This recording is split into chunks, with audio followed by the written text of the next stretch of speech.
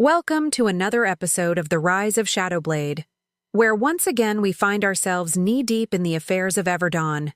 But before we jump into it, if you haven't already, be sure to smash that subscribe button and ring the bell for notifications. That way you won't miss an episode. Picking up where we left off last time, our heroes stood victorious over the Frost King, or at least they would have if he hadn't frozen time. Now, you might be wondering, what is this guy playing at? Well, when a god interferes with the natural order of things, only another god can stop him. And that's why Kale and his companions are about to pay a visit to none other than Umbra, the Raven Queen herself. But before our intrepid band of miscreants can climb aboard their airship, the airship that somebody spent 3 weeks fixing by hand, the ground begins to shake beneath their feet. From the direction of the now unfrozen lake, a new monster emerges, one that looks like a giant crab with a human head. Crabman approaches the group cautiously, extending a hand in greeting. He introduces himself as Kagan, the Lake Guardian, and explains that his master, the Frost King, has been defeated. Realizing that there was no threat to Everdawn, Kagan had unfroze himself and come to see what had happened. It's then that Umbra appears, having answered Kale's summons, and she chastises the Frost King for interfering with the mortal realm. She had been watching over the development of Everdawn since its inception, waiting for the city to be ready to join the Celestial Order, the alliance between gods and mortals that ruled the cosmos. And even though the Frost King tried to prevent it, Everdawn had proven itself capable of defending itself against the threat of eternal winter. So now Umbra gives them what they came for, the favor of the Raven Queen. Kagan protests that the Frost King wasn't thinking clearly, trapped as he was in his ice palace and cut off from the rest of the world. But Umbra is unconcerned.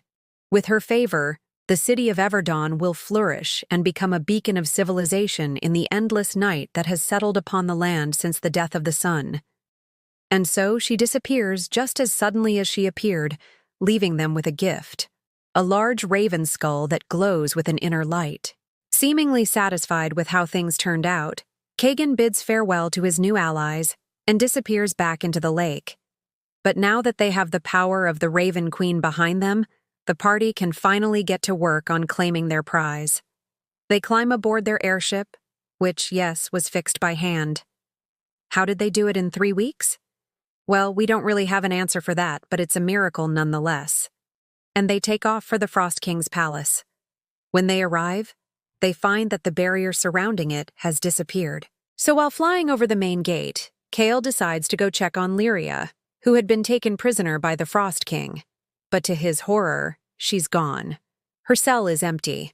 The door is unlocked, and the only clue as to her whereabouts is a single raven feather lying on the floor.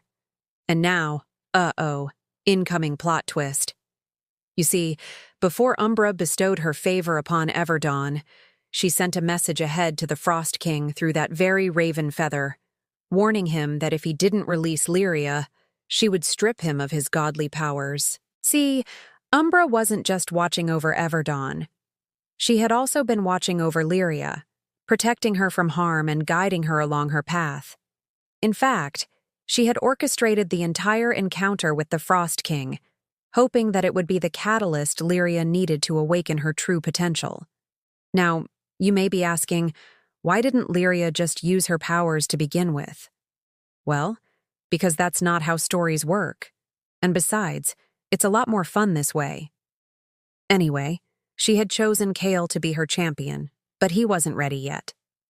Not until he had faced his greatest fear, the fear that had been holding him back since the beginning.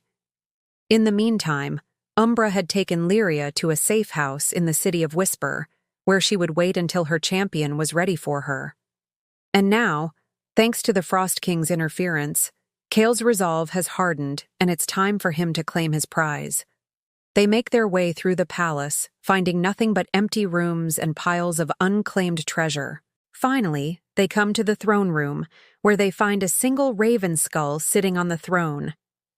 As soon as Kale lays his hands on it, the skull begins to glow, and the room fills with the sound of whispers. The whispers tell the story of the Raven Queen and her dominion over the dead, how she had once ruled the mortal realm alongside her sister, the sun goddess, until the death of the sun brought endless night upon the land, and Umbra retreated into hiding.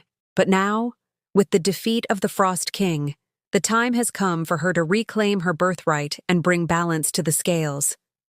Suddenly, the skull in Kale's hands begins to pulse with energy, and he feels a surge of power coursing through his veins. The whispers grow louder, filling his mind with knowledge and power. This is the power of the Raven Queen, the favor of a goddess, the same power that had been offered to Lyria. Except here's the thing. Kale never wanted that power. He didn't want to be a hero. All he ever wanted was to live a normal life, to feel the sun on his face and the wind in his hair as he sailed the open seas. But now that he has tasted power, he knows that he can never go back. The whispers tell him of the great evil that stirs in the darkness, of the ancient evils that lie dormant, waiting for the right moment to strike. He knows that he must be the one to stand against it, even if it means giving up the life he once knew. He takes a deep breath and accepts his fate. The whispers fade away, and the skull returns to normal, resting heavy in his hands. It's a burden, but one that he is willing to bear. For the sake of Everdon, for the sake of Lyria, and for the sake of his own soul, he will become the hero that they need, whether he wants to be one or not. As the episode draws to a close, we see Lyria in her hidden chamber in Whisper, training with a sword and preparing for her own destiny. She may not know it yet, but her champion has accepted his fate and is coming for her. And now, my friends, we must bid farewell until next time. Thanks for watching, and I'll see you next time.